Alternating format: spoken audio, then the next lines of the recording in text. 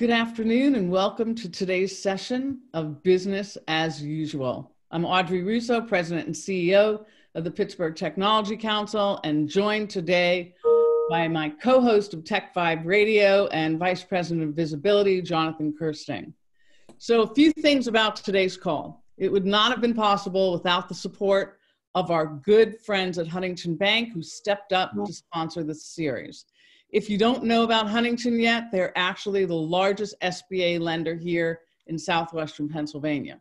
Their team is providing tremendous support for the community, and the work that they're doing right now could not be more critical. So speaking of the SBA, for those of you who are struggling with questions on the SBA loans, today the Pittsburgh Tech Council launched yesterday, but we have another one today, launched a virtual help desk that will be staffed each day this week from 2 o'clock to 3 o'clock p.m. by Pittsburgh Tech area professionals. Today we're hosting Tom Weichel, who serves as the Vice President of PNC's SBA Finance Group. If you're interested in participating, you should have received an email last night from Brian Kennedy on our team, and you will find the registration list posted in the chat session of this call. I also want to give a huge thank you to the team at AT&T for their support for our public policy series, and more importantly, for the support that they provide to the broader community. Just this week, AT&T committed $5.5 million to provide much needed support in the form of nourishing meals for first responders, medical personnel, and others in need impacted by COVID-19. Portions of that donation also will go to support Feeding America, which supports the Greater Pittsburgh Food Bank and the Westmoreland County Food Bank. So, okay, just really quickly, we're going to talk about the technology and our format for today's call. So it's interactive, and if you notice that we have muted your microphones, so interactive muted microphones, I would ask that you keep your microphones on mute throughout the call. Some of us have a lot of background noise going on, and we really want to minimize that, if not eliminate it. We want to ensure that you can hear our speaker today very clearly. So with that said, there is a chat box. It's the bottom of your desktop. And if you have questions for our guests, please type your questions in that box along with your name and company. We will try to answer as many of these as we can in the time frame that we have. We're also archiving this, and we are actually collating all the questions that have been asked and trying to get those answers post this show as well. We'll keep all of that out on our website. And very importantly, this section is not for advertising your products. So for a few words about the agenda for today's call, I'm going to just jump in, and I'm thrilled to introduce Christina Cassotis, CEO of the Allegheny County Airport Authority, who is under all times extremely busy working to push this region forward and I'm thrilled that we have a chance to just talk today to get an update about what it is that you are up to. So I'm going to jump right in and ask you, can you start out by talking about the current state of air from a global perspective and what that's impacting you and all of us that are traveling. So first of all, thank you so much. I know that you have a packed schedule, and I can't thank you enough for your leadership. Thanks, Audrey. I appreciate the fact that you've invited me on, and it's a nice break from what I would consider to be a pretty eerie and unsettling time in the travel industry. We have watched our business fall off a cliff in a matter of weeks. We had 400 passengers at the airport yesterday. I just don't even know how to talk about how empty and desolate it is. It's an extended post 9/11 feel, right? So we've seen concessions close. There are very few people in the parking lots, parking. And we've actually consolidated our operation so that if you're coming to the airport, we're asking you to park in the garage and charging you the economy rate, because what's the point? There just are so few passengers. It's pretty grim from a passenger perspective. Cargo, very busy. The military, absolutely doing what they do. And we just saw a team yesterday, week earlier to go to New York. So from the perspective of an aviation facility, we're still working and we're still making sure that everything is safe and operational. But it's a very different business today. And my feeling is that travel was one of the first things to be impacted, and it will likely be one of the last industries to come back strong. So, well, let's just switch for a minute. Let's talk about, you recently embarked upon $1 billion improvement project, and you were actually planning some initial project work in April. So can you talk about the importance of this project and share about how you're continuing this important work in the middle of this pandemic? Well, we're not, right? So so the bond market is not settled, and we're doing right now is working with our airline partners on a path forward. So we're continuing design, right? We're at 60% design, and we'd like to get to 100%. And we're continuing to monitor the bond market and work with our airline partners on a path forward. So the terminal modernization program, and you guys have always been great supporters and distributors of information around it, was always meant to right size and modernize the airport. And we're doing that through the program. We have not broken ground yet, and we're unlikely to until the environment is ready for that. Our airline partners are losing billions of dollars in revenue, and there's just, without passengers, without activity, this industry grinds to a halt. So we are evaluating when it's going to make sense to move forward. We know it's the right project. We just need to make sure it will be the right time. And until we can sell bonds, it's not going to be the right time. So I would say that the work that's continuing is the design work. We will not be in construction in April. And the question really is, when do we start to, when do we break ground? We don't have that answer yet. Okay. Let's see. And what I would say, just, one of the things that we're looking at in terms of the design, and so there was a structural change after 9/11. After 9/11, every airport in the country had to figure out, where's TSA going to go? Because the buildings weren't built for TSA, right? They weren't built for security checkpoints. And maybe some of your viewers are too young to remember the world where you just walked through to the gate, right? And you met a friend, or you hung out until somebody left, and then you walked back out. Those days ended after 9/11, and we wedged TSA checkpoints into terminals. So now the question is going to be, well, what's the structural change in this industry as a result of the pandemic? And does that mean we have to work in social distancing opportunities? And so for us, actually, this is the perfect time to think about, well, what does that look like? And how can we be leaders in helping to define it for the industry? Because we've got a project that is not complete with design and could still be, it could still allow for these, whatever these remedies are going to be, that we can still fit them in. So Jonathan, we have a couple of questions there. Maybe we can unlock Sanjay. I see Sanjay Chopra is on, asking a couple of questions. Good to see Sanjay here. Yeah. Are we going to unmute him so he can ask? No, so Christina, good to have you, see you and talk to you. So one thing, a couple of thoughts I had was, have you thought about, from a right sizing perspective, how will demand change post COVID-19, and what the new normals are looking at? What are you looking to do to sort of plan for that? And are we talking to different airlines, or what are we doing on that regard? Well, that's what we're trying to figure out. Nobody knows. I mean, God, who knows, right? Who's got the crystal ball? The airlines know they're not ready to have those conversations. The airlines are trying to figure out how to manage the crews that they've got spread all over the country, where to park airplanes, how to take costs out of the system, what we're doing with the CARES Act, which everybody's trying to understand. What does that mean in terms of continued service? So we are making sure that when it's time to have those conversations, that we're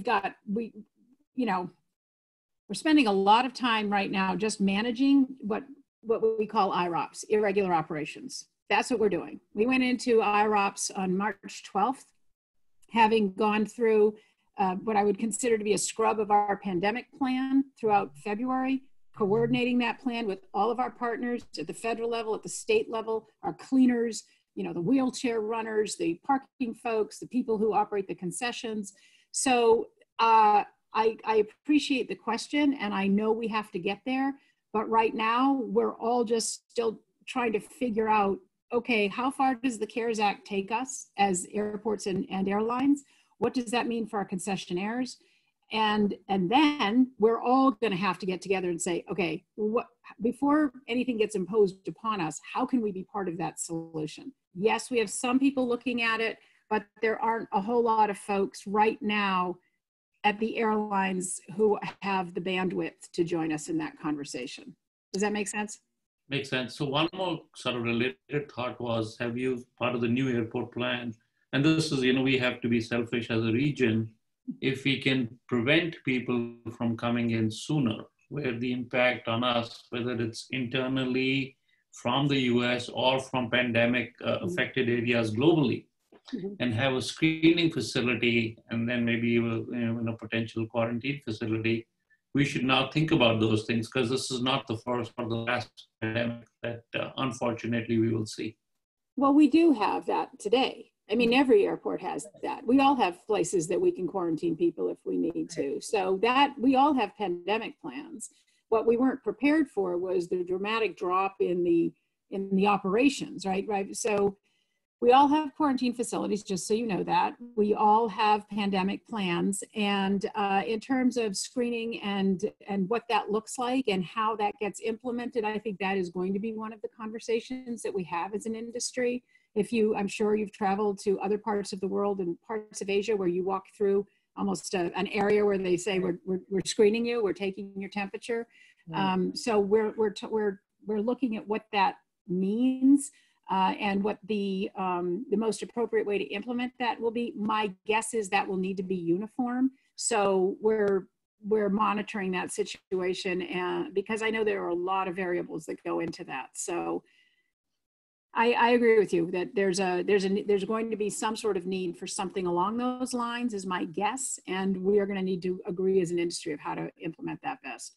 So Christina, I really thank you so much for taking the time to talk to us today.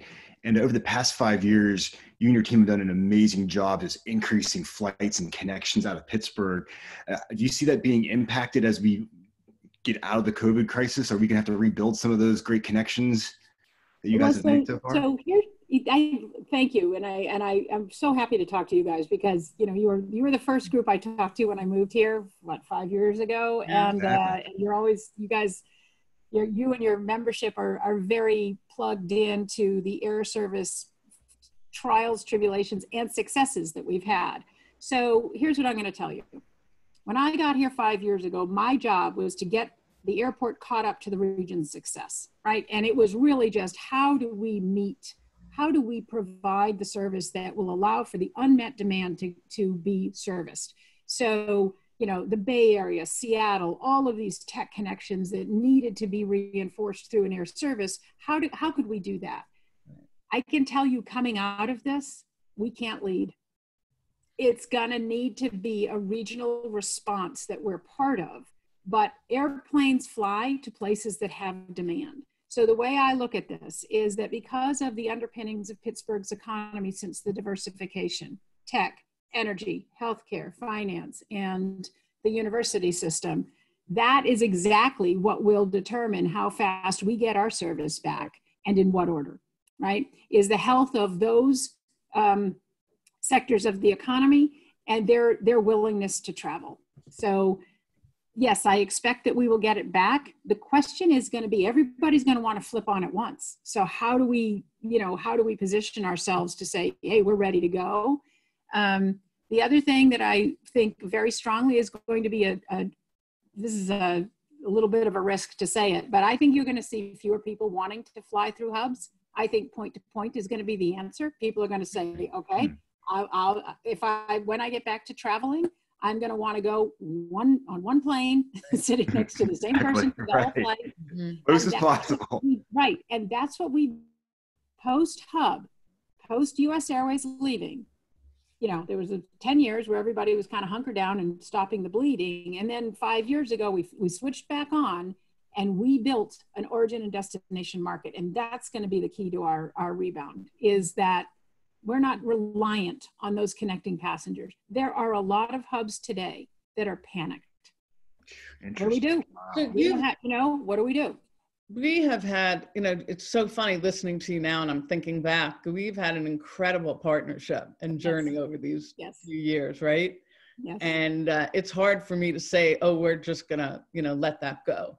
I have this vision that we're gonna leapfrog, and I'm not saying that to be naive or Pollyanna, but I think through your leadership, we've all learned a lot. We've all learned about what it takes to create change and to create that kind of demand and partnership. And I don't think that's going to go away. Now, these are unusual times for sure, but you're working every day. I mean, the airport continues to maintain operations. You have parked planes.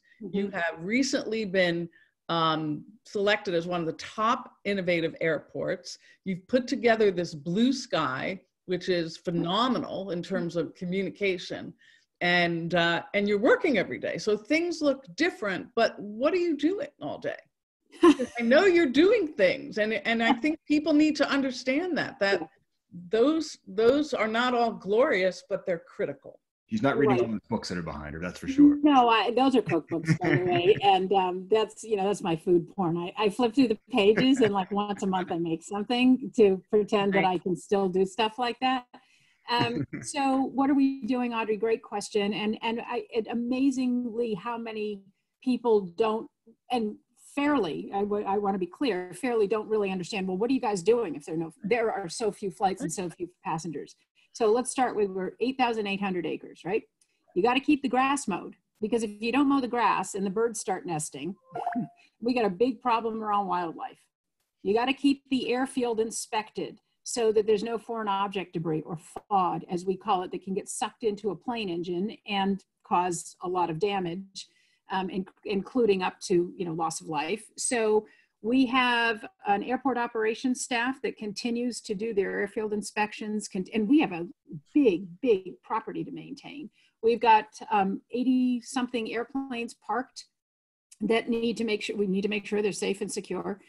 We have planes landing still, so our aircraft rescue and firefighters are on duty the way that they were before, because our index as an airport has everything to do with how big the planes are that are landing. So that determines how many firefighters we need on certain shifts, right?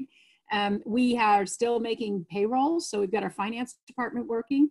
We've got a whole lot of folks who are asking for relief, and they just don't want to pay us right now. Wow. So we've got our entire business development department that's looking at all of our contracts and looking at, quite frankly, force majeure provisions in contracts. And we've got to consolidate our operations so that we can start to save on utility costs. And that doesn't happen overnight if you've got to move airlines on certain concourses. We have our human resources department that has rolled out a voluntary furlough program, as well as an early retirement program. It takes a lot to administer in 4 days, right, to get that rolled out so that people, when the school's closed, could take care of their kids. So there's a lot that we have been doing. In addition to our government affairs folks have been instrumental in the CARES Act. Our delegation, our bipartisan delegation, Congress folks and our senators were amazingly helpful in getting that $10 billion set aside for airports, and pointing out the importance of airports as critical national infrastructure with no tax backstop. We have no safety nets, okay? Our revenue, 100%, it comes from the airlines landing, paying the gate fees, paying their landing fees, and the passengers on those planes paying a passenger facility charge, parking fees, McDonald's, all that stuff. It's gone. Where's our revenue coming from? Right. So we're cost cutting, we're scrubbing budgets. We are, every single department is firing on all cylinders. Marketing and communications is putting out blue sky in order to communicate with the outside world that, hey, Pittsburgh's still here, guys, let's remember. But also we have a robust communications plan for our internal audiences, for our contractors, for our partners, for our DBE partners, for specific groups that we have quite frankly, had a lot of communication with over time. We've got to be in touch with them. So we're still busy. And hold on. And I have the whole front line, the plumbers, right, the stationary engineers, right, the electricians, and the folks in all of the departments who have to be at work on site doing that work every day. The engineering teams, we still have a couple of projects that we're doing that are critical for safety. So it's just all of that. Wow. So there's someone out there that and if this is too personal, you can decline, but I don't think it is, knowing you. How are you holding up through this? How are you taking care of yourself? Yeah. So I'm pretty good in a crisis. It's not, I've been here before, not to this extent, believe me, nothing like this, because nobody has. When I was at the consulting firm in Boston, we had the Boston Marathon bombing. And that was a really big deal. I had a lot of folks on my team who lived in Watertown, in the neighborhood where they found the guy who, was eventually found guilty. And I went to MIT, which is where the police officer who was shot. I mean, I feel like, in a crisis, you figure out what you're made of, right? And been here with 9/11, been there with the Boston Marathon bomber. I think the most important thing, and how I take care of myself, is I stay in touch with my team. I am lucky that we built the team we did, and that these people are just amazing. And I say that throughout the authority, that we have the right people with the right feeling of, we have a responsibility here, we have a mission, and we're going to do it, and we're going to take care of ourselves in the meantime. I mean, I'm probably drinking a little bit more wine at 8 o'clock than I used to, but not so much that I'm not functioning, right? So we're all doing our best, but I just feel really strongly about our mission in this, and part of that mission is to not waste the crisis. What can we learn? How do we move forward? What can we do? And as long as, you've got as long as you've got a purpose, you can get through anything. I agree. Yeah, I agree. Your leadership has been tremendous and inspiring to all of us. So how can the tech sector help? You talked a little bit about that before, but let's dive a little bit. I think that, first of all, I love that you guys are always so good with this question. We are going to really need to be staying in touch with you through our government and corporate folks. You and I and Jonathan and Brian, you guys have always been so great in communicating with us. I think it's going to be about the regional response, Audrey. It's how do we talk, who and what is Pittsburgh coming out of this? And I think part of that is it's that grit, it's that message that we have individually in our own organizations, like, listen, guys, we've done this. Right. Gut punches, don't like them, but we know how to get past them. Right. So how do we message that? What's our messaging around the UPMC vaccine? And how do we push all that out to all of our audiences, right? I put that out to the industry. I can't tell you how many people commented to me and said, I didn't know Jonas Salk discovered. I'm like, but that's our job, right? It should be the next statue in the airport, right? Yeah, and the robotics industry and the AI, everything that's forward facing. I think that we want to know what you guys are doing, what your members are doing, what they're working on. First of all, can any of it help us at the airport? Let's start there. Robots with UV lights to disinfect high impact areas. That's cool. We're having those conversations. So just to be clear, we are looking ahead. I don't want everybody to think that all we're doing is hunkered down managing a crisis. We are looking ahead. So from a tech perspective, I'd say there's a lot that we can do, and we just need to keep talking. Very cool. Well, I think we have time for one or two questions. Jonathan, you want to grab someone who hasn't had a chance yet? Yeah, absolutely. So actually, I'm trying to scroll up on my chat. There was someone who was actually talking a little bit about, is this an opportunity for the airport to start getting more traffic from cities from the east moving over to use our airport as things kind of start shaking out post COVID-19? It seems like maybe it's an opportunity for us to get more traffic now and stand up. Well, the more traffic would be, can we be a hub again? And I'm not sure that that's our future, because I'm not sure that's what anybody wants as a future. And I think that the future of hubs is what's in question. We will always be able to meet the demand of this market because that's how we've been operating for the past 5 years. So the issue really is going to be, how quickly does travel demand return to this market? How quickly do people want to get back and forth to the West Coast? How quickly do they want to get to New York and Boston? Because then our job is to say to the airlines, hey, we got people ready to go. Absolutely. So yeah, I think we can, the question is going to be, how do we make sure we're in the initial tranches of service starting back up? Does that make sense? Absolutely. And also, just to say from our chat over here, there are so many people thanking you for your time today and really appreciating your leadership through all of this. It's very overwhelming in the chats about that. So thank you as well. So Christina, we're going to wind down. I know you have a packed day. I know that you're busy. So please forgive my joke when I asked you what you did all day, because I know that you are tackling big problems. I also do want to say that let's not forget what your leadership has been on Neighborhood 91. Oh, thank you.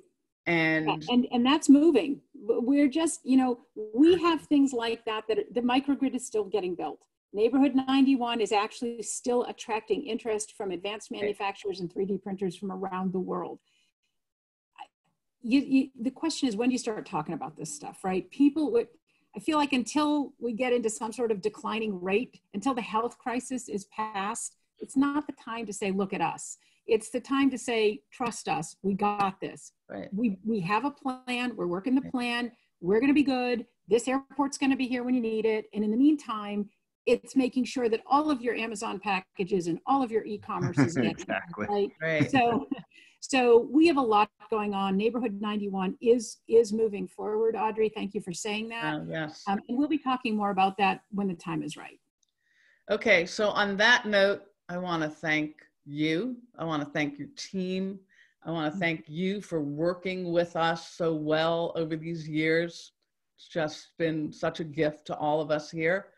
And it's been incredible. I want to thank Huntington Bank and AT&T.